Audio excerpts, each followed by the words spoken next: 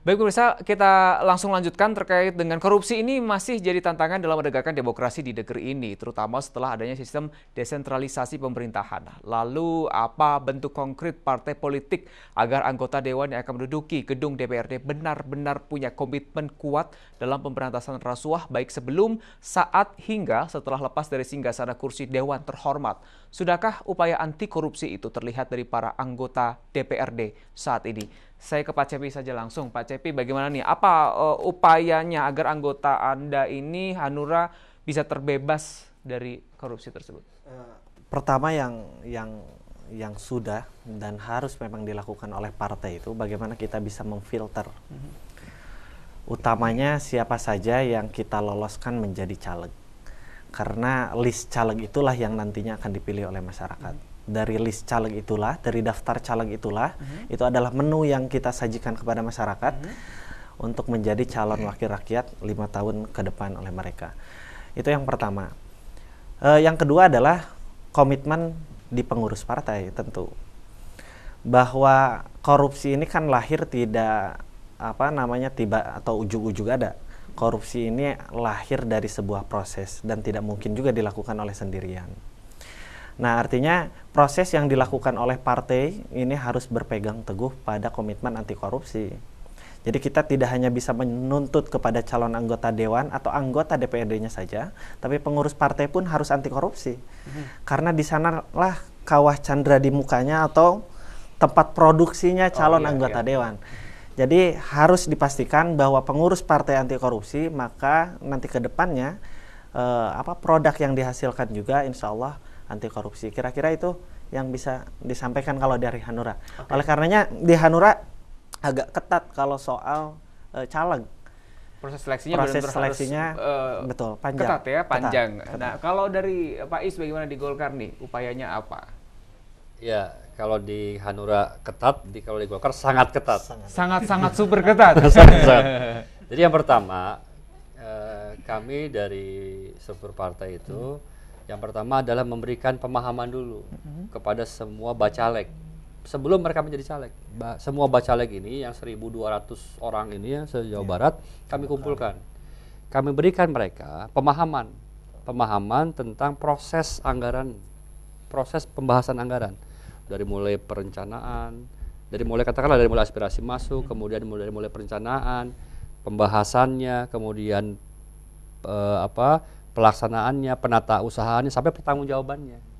Ya, karena banyak masyarakat juga yang kemudian menginginkan bantuan, diakomodir oleh dewan lewat belanja hibah dan bansos, tapi kemudian tidak bisa mempertanggungjawabkannya. Jangan sampai kemudian masyarakat juga jadi korban. Atau anggota dewan yang punya semangatnya baik, ingin membantu konstituennya di dapilnya, tapi kemudian lewat cara-cara yang tidak sesuai dengan administratif. Nah, itulah kami jadi bacalek di Golkar ini kemarin oleh Pak Ketua Pak Deddy Mulyadi dilatih semua, diberikan pemahaman dari mulai proses perencanaan, pembahasan, kemudian pelaksanaan, penata usahaan sampai ke pertanggungjawabannya. Ya, kita undang BPKP, kita undang semua. Itu yang pertama. Yang kedua baru komitmen. Komitmen mereka untuk tidak melakukan itu dengan sanksi bahwa kalau kemudian itu terjadi sebelum lembaga hukum yang menghakimi, partai dulu yang akan memberikan hukuman. Nah, itu kita tuangkan lewat fakta integritas yang dibuat oleh semua bakal caleg. Dengan partai. Bahwa kalau mereka kemudian melakukan itu siap di PAW. Itu kita lihat. Karena kadang-kadang kan ada juga caleg yang kemudian terpilih baru ada dugaan mereka membela diri kan, membela diri bahkan menyambil kuasa hukum bahwa mereka tidak melakukan itu. Tapi kita buat fakta integritas. Kalau saya tanya, apakah Anda optimis baik dari Hanura maupun dari Golkar akan anggota DPRD kedepannya ini benar-benar akan zero terkait dengan korupsi? Ya, harus optimis. Kami optimis karena dengan semua hal yang sudah kami lakukan, semua informasi dan semua regulasi yang kami berikan kepada mereka, mereka mudah-mudahan mereka lebih aware dan mereka tahu bahwa korupsi ini sebuah kejahatan yang luar biasa. Baik, dan sanksi itu benar-benar harus diterapkan. Sanksi itu harus diterapkan. Hanura, pertanyaan yang sama. Pertama, proses itu tidak akan pernah mengkhianati hasil. Proses-proses yang sudah dilalui oleh Hanura, seperti halnya tadi yang disampaikan oleh Golkar, kita sudah melalui berbagai macam proses panjang. Kita pun melakukan pembekalan seperti apa yang diamanatkan oleh ketua kita Pak Aceng Fikri di Jawa Barat. Jadi Hanura sudah menegaskan kepada para calegnya itu sudah tidak boleh melakukan perbuatan-perbuatan rasuah tadi atau korupsi. Karena kalau itu dilakukan seperti apa yang disampaikan oleh Golkar tadi, sebelum penegak hukum bertindak, partai pasti akan bertindak. Kita buat juga fakta integritas yang jelas. Hanura optimis kursi akan bertambah. Selain itu juga kita optimis bahwa proporsional dengan penambahan kursi Golkar. Nah, kira-kira gitu. Harus optimis gitu ya, intinya optimis gitu kan. Baik, Pak Yusa, masukan Anda agar teman-teman DPRD ini juga bisa terbebas dari namanya rasuah. Ya, pertama kita harus lihat upaya preventifnya ya, untuk kemudian bagaimana menghindari supaya masing-masing nanti dari anggota dewan yang duduk di DPRD ini tidak melakukan tindakan-tindakan yang melanggar hukum. Pertama, partai itu punya fungsi pendidikan politik. Nah, terkait dengan fungsi pendidikan politik ini banyak hal ya, bukan hanya soal kemudian visi misi dan platform partai, tapi juga bagaimana kemudian komitmen partai untuk menghindari adanya potensi korupsi yang nanti menimpa anggotanya. Nah, di sini bisa melibatkan berbagai lembaga.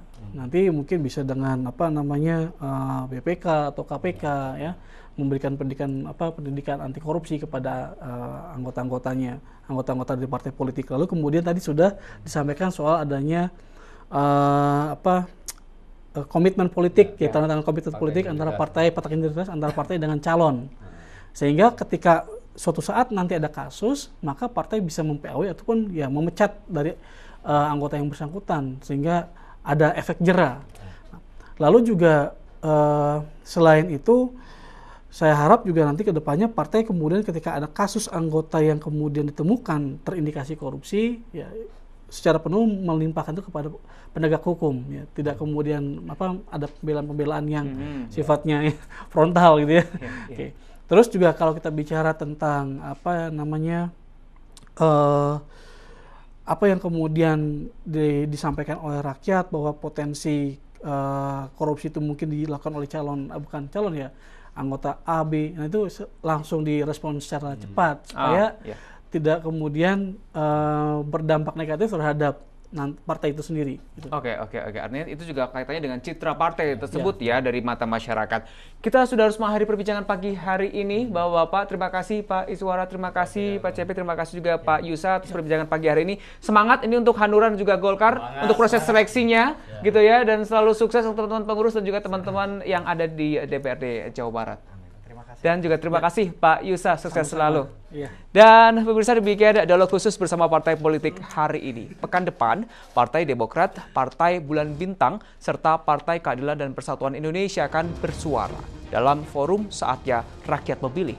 Anda masih bisa menyampaikan aspirasi lewat media sosial Twitter, Facebook, dan Instagram dengan mention @iNewsBandung dan tagar Suara Rakyat.